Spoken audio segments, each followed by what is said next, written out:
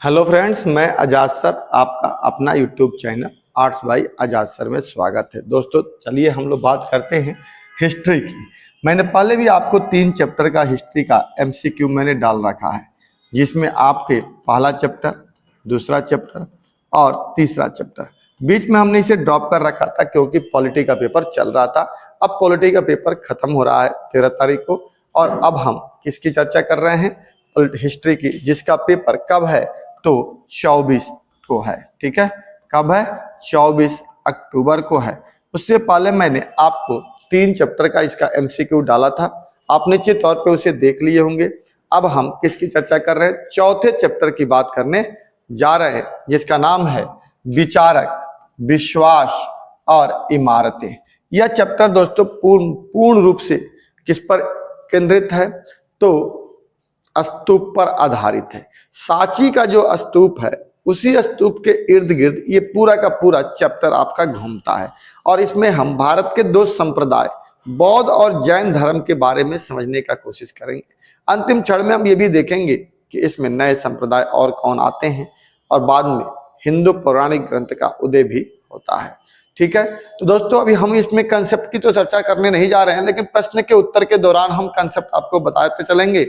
अभी हम एमसीक्यू की चर्चा कर रहे हैं, लेकिन निश्चित तौर पे हम जैसे ही आपका मिड टर्म का खत्म हो जाएगा, अभी हमने तो तत्काल ही वीडियो डालना शुरू किए हैं, और आप मेरा जैसे जैसे वीडियो देखेंगे आपको एक कंसेप्ट पता चलेगा कि बंदा आगे वाला कैसा कंसेप्ट पढ़ा रहा है। निश्चित तौर पे मिड टर्म के बाद जब क्लासेज आपकी शुरू होगी, और हम भी अपने यहाँ क्लासेज शुरू करेंगे, नए अगले प्री बोर्ड के लिए जो बचे हुए सिलेबस है उसको मैं आपको लाइव क्लास दूंगा, और आप मुझे तब देखिएगा कि मैं हिस्ट्री में आपको किस कंसेप्ट के आधार पर पढ़ा रहा हूं, जहां पे एक भी क्वेश्चन छूटना मुश्किल होगा। और इस दौरान आप मुझे कंसेप्ट के इस एमसीक्यू के माध्यम से मेरा कंसेप्ट समझ सकते हैं कि मैं कंसेप्ट कैसे बेहतर कर सकता हूं। इसलिए दोस्तों अगर आपको ये अच्छा लगे तो सबसे पहले आप चैनल को सब्सक्राइब करिएगा, क्योंकि जब हम वीडियो डालेंगे तो सबसे पहले आपका पहुंचेगा, और एक लाइक जरूर करिएगा, इससे हमारा मनोबल बढ़ेगा, और दोस्तों के बीच में शेयर करने का प्रयास करिएगा। तो दोस्तों चलते हैं, सबसे पहला हम देखते हैं क्वेश्चन क्या है। क्वेश्चन कह रहा है कि सांची का स्तूप भारत के किस राज्य में स्थित है? मैंने कहा ना कि पूरा चैप्टर इस सांची का स्तूप के इर्द गिर्द ही घूमेगा। ठीक है, और पूरा का पूरा चैप्टर इसी के आसपास इर्द गिर्द बौद्ध धर्म से रिलेटेड सांची का स्तूप था जो घूमेगा। अब पूछ रहा है कि सांची का स्तूप कहाँ था? तो मध्य प्रदेश में भोपाल के पास पड़ता था। तो कहां पड़ेगा? भोपाल, मध्य प्रदेश इसका उत्तर हो जाएगा। ठीक है, सांची का स्तूप किस धर्म से जुड़ा हुआ था? तो ये बौद्ध धर्म से जुड़ा हुआ था। किससे जुड़ा हुआ था? बौद्ध धर्म से जुड़ा हुआ था। दोस्तों आप मुझे इस एमसीक्यू के डिस्कशन के माध्यम से भी समझ सकते हैं कि मैं आपको इन फ्यूचर जब मैं लाइव क्लास दिया करूंगा, कुछ संसाधन की कमी है, अदरवाइज जब मैं देंगे तो आप खुद हमारी वीडियो देख करके जज कर सकते हैं कि मैं किस तरह से आपको पढ़ा सकता हूं। ठीक है, और अभी भी आप देख सकते हैं। अगला क्वेश्चन क्या कह रहा है कि भोपाल की प्रसिद्ध बेगम कौन थी जिन्होंने सांची के स्तूप के संरक्षण में अपना योगदान दिया था? ठीक है, जहानारा और सुल्तान जहां बेगम, ए और सी इसका दोनों ही उत्तर हो जाएगा, शाहजहां बेगम और सुल्तान जहां बेगम। ठीक है दोस्तों, अगला कह रहा है कि फ्रांसीसी संग्रहालय के लिए फ्रांसीसियों ने भोपाल के नवाब से सांची स्तूप के कौन सा तोरण द्वार को ले जाने की अनुमति मांगी थी? तो दोस्तों याद रखिएगा, पूर्वी तोरण द्वार था, क्योंकि वहीं पे वो गिरा हुआ था, तो उसी तोरण द्वार को उन्होंने लेके जाने की अनुमति मांगी थी, लेकिन उन्होंने दिया नहीं। उसके जगह पर एक प्लास्टिक का बना करके उन्होंने दे दिया, लेकिन ओरिजिनल उन्होंने प्लास्टर करके दिया, लेकिन दिया नहीं। अगला क्वेश्चन कह रहा है दोस्तों कि भोपाल के किस नवाब ने अंग्रेजों एवं फ्रांसीसियों को सांची के स्तूप की प्लास्टर प्रतिकृतियां देकर सांची के स्तूप के संरक्षण में योगदान किया था? तो दोस्तों इसमें सुल्तान जहां बेगम का नाम महत्वपूर्ण है। ठीक है, अब कह रहा है सांची स्तूप के पास एक संग्रहालय तथा अतिथिशाला बनाने का श्रेय किस बेगम को जाता है? तो शाहजहां बेगम और सुल्तान जहां। शाहजहां के उत्तराधिकारी सुल्तान थे, तो ये भी जाएगा, और ये तो उत्तराधिकारी थे, लेकिन आप इसे ही याद रखिएगा, शाहजहां बेगम।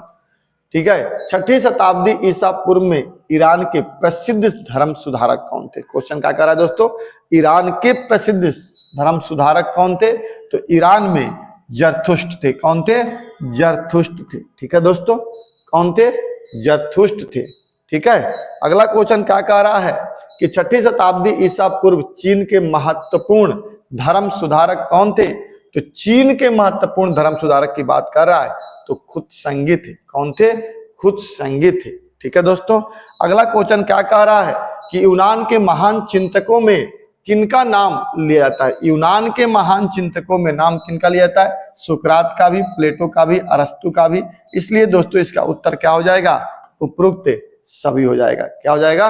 उपरोक्त सभी हो जाएगा। अगला क्वेश्चन कह रहा है दोस्तों कि 6ठी शताब्दी ईसा पूर्व में भारत के 2 महान धर्म समाज सुधारक कौन थे? तो भारत में 2 महान सुधारक, एक महात्मा बुद्ध थे और एक महावीर थे। इसलिए दोस्तों इसका उत्तर ए और बी दोनों हो जाएगा। ठीक है। क्या हो जाएगा? दोनों ही इसका उत्तर हो जाएगा दोस्तों। ठीक है।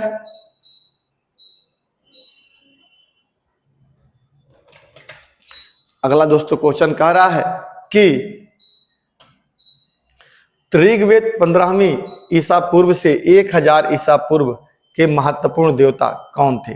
तो इस तीनों ही देवता थे उस समय। कौन थे? तीनों थे। इंद्रदेव भी थे, अग्निदेव भी थे और सोम भी थे। 3 देवता यहाँ पे सबसे महत्वपूर्ण माने जाते हैं। ठीक है। अगला क्वेश्चन कह रहा है दोस्तों कि यज्ञ का आयोजन किस लिए किया जाता था?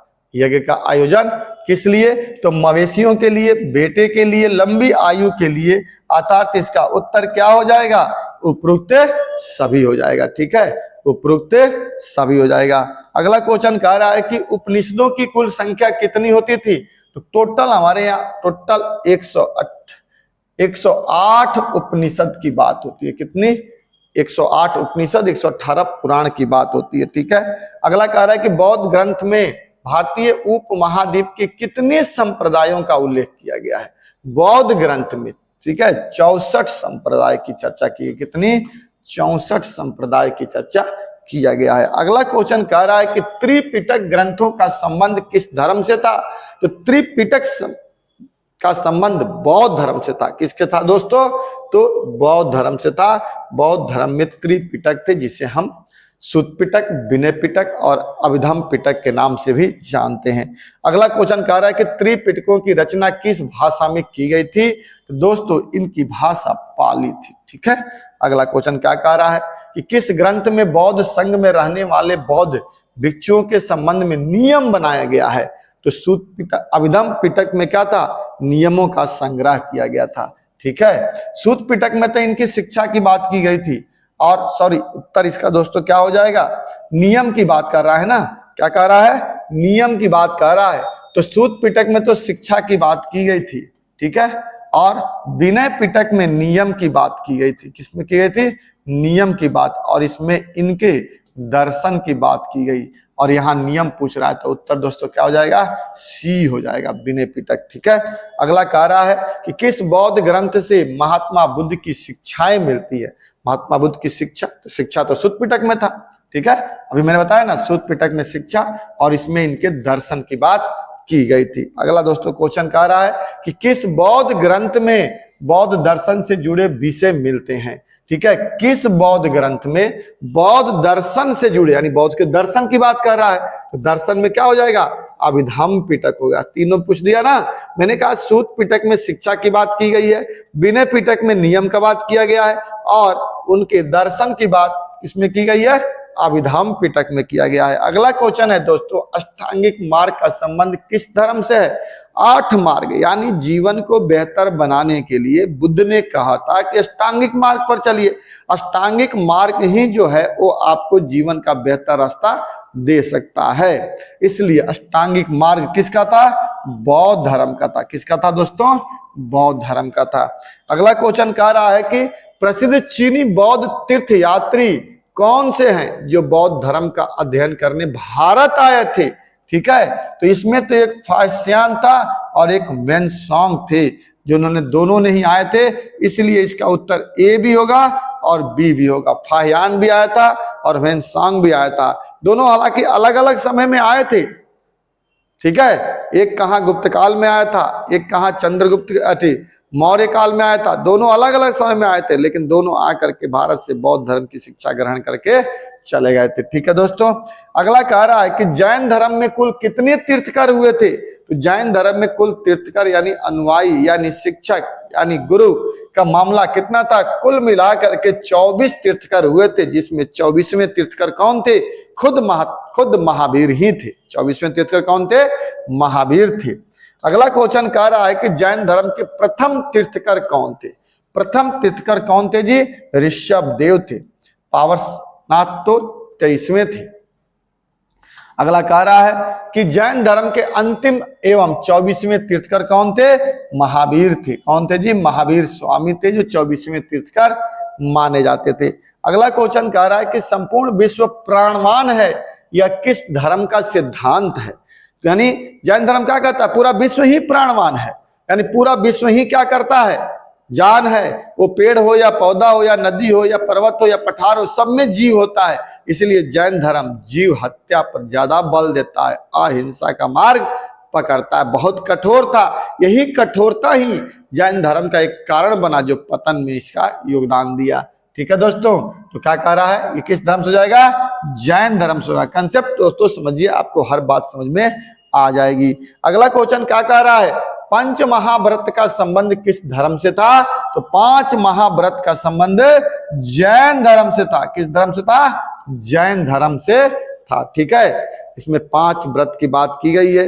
एक कहा गया है कि सत्य बोलेंगे, अहिंसा, ठीक है, विवाह ना करना और चोरी नहीं करना, ज्यादा धन नहीं रखना। इस तरह से 5 व्रत की बात किया गया है। ठीक है दोस्तों, अब कह रहा है कि बौद्ध धर्म के प्रवर्तक कौन थे? बौद्ध धर्म के प्रवर्तक महात्मा बुद्ध थे। प्रवर्तक मतलब संस्थापक कौन थे?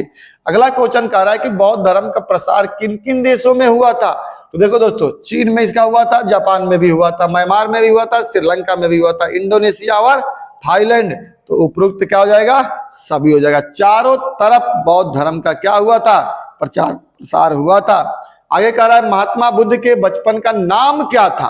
महात्मा बुद्ध के बचपन का नाम सिद्धार्थ था। क्या था जी? सिद्धार्थ था। बचपन का नाम इनका सिद्धार्थ था। और जब इन्हें ज्ञान की प्राप्त हुई तब इन्हें तथागत अर्थात बुद्ध कहा गया। ठीक है, अगला क्वेश्चन कहते हैं कि 4 महान दृश्यों का संबंध किसके साथ जुड़ता है? तो महात्मा बुद्ध के साथ जुड़ता है, यानी बौद्ध धर्म के साथ। वो 4 महान दृश्य क्या था? जब बुद्ध एक बार अपने घर से बाहर निकले थे तो उन्होंने 4 दृश्य देखा था।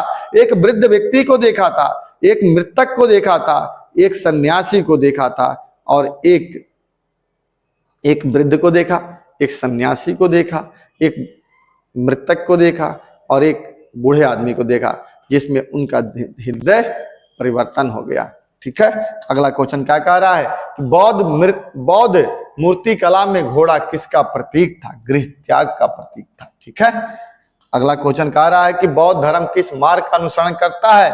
मध्यम मार्ग का करता है। किस मार्ग को? मध्यम मार्ग की बात करते थे बुद्ध। अगला क्वेश्चन कह रहा है दोस्तों कि विश्व अनित्य है और लगातार बदल रहा है, यह किसकी धारणा थी? बौद्ध धर्म की थी। बुद्ध कहते हैं कि कोई चीज धरती पे अस्थायी नहीं है, इसलिए आप मत घबराइए। जो चीज आज है वो कल खत्म हो जाएगा।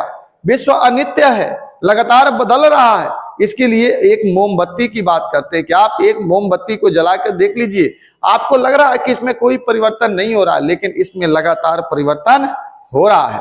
और इसीलिए पूरे विश्व को उन्होंने क्या नाम दिया? अद्वितीय कहा, अनित्य कहा, कि कोई चीज अस्थायी नहीं होता है। तो ये शब्द किससे जुड़ा हुआ है? बौद्ध धर्म से जुड़ा हुआ है। अगला क्वेश्चन है दोस्तों, अपनी स्वयं की ज्योति आप स्वयं बनो, यह किस चिंतक ने अपने शिष्यों को कहा था? दोस्तों ये तो बात मुझे बहुत ही अच्छा लगता है। बुद्ध के शिष्य कौन थे? महात्मा बुद्ध थे, उन्होंने ये बात कही थी। और इनके प्रिय शिष्य कौन थे? आनंद थे। प्रिय शिष्य कौन थे? आनंद थे।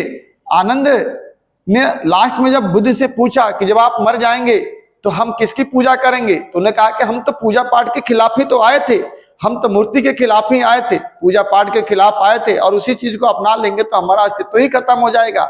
और रही सवाल पूजा की, तो तुम दोनों किसी दूसरे पे आप मत निर्भर हो।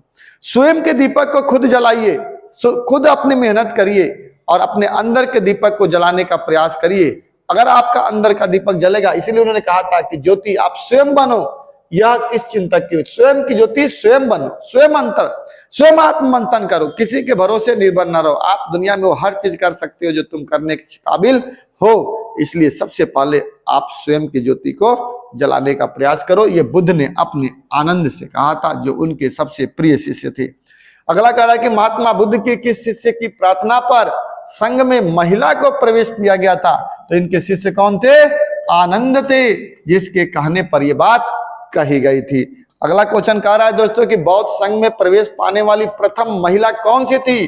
तो प्रजापति गौतमी थी, जो उनकी सौतेली माँ थी, क्योंकि जब महात्मा बुद्ध का जन्म हुआ था तो 7 दिन के बाद उनकी माँ की मृत्यु हो गई थी। तो उनकी मौसी यानी सौतेली माँ ने ही उनका लालन पालन किया था, जिसे हम प्रजापति गौतमी के नाम से जानते हैं। ठीक है दोस्तों, अगला क्वेश्चन है महिला बौद्ध भिक्षुणी जो अपने कर्मों में के माध्यम से निर्वाण जब प्राप्त कर लेती थी, यानी ज्ञान प्राप्त कर लेती थी, तो उसे हम क्या कहते थे? तो उसे हम थेरी कहते थे। क्या कहते थे? हम उन्हें थेरी कह करके पुकारते थे। अगला क्वेश्चन कह रहा है कि महात्मा बुद्ध का जन्म स्थान कौन सा है? तो लुम्बिनी, जो आज कहाँ पड़ता है? नेपाल में पड़ता है। दोस्तों मैप में भी ये क्वेश्चन आता है, इसे आप गौर से देखिएगा, नेपाल में कहाँ पड़ता है। ठीक है, आगे कह रहा है किस स्थान पर महात्मा बुद्ध को ज्ञान की प्राप्ति हुई थी? बोध गया में वट वृक्ष के नीचे इन्हें ज्ञान की प्राप्ति हुई थी 32 साल की उम्र में। ठीक है, अगला क्वेश्चन कह रहा है दोस्तों कि ज्ञान प्राप्ति के पश्चात महात्मा बुद्ध ने अपना पहला उपदेश कहाँ दिया था? तो महात्मा बुद्ध ने अपना पहला उपदेश सारनाथ में दिया था। ठीक है, किसको दिया था? सारनाथ में दिया था। अगला क्वेश्चन कह रहा है महात्मा बुद्ध को निर्वाण की प्राप्ति कहाँ हुई, यानी उनकी मृत्यु कहाँ हुई? कुशीनगर में हुई थी। कहाँ हुई थी दोस्तों?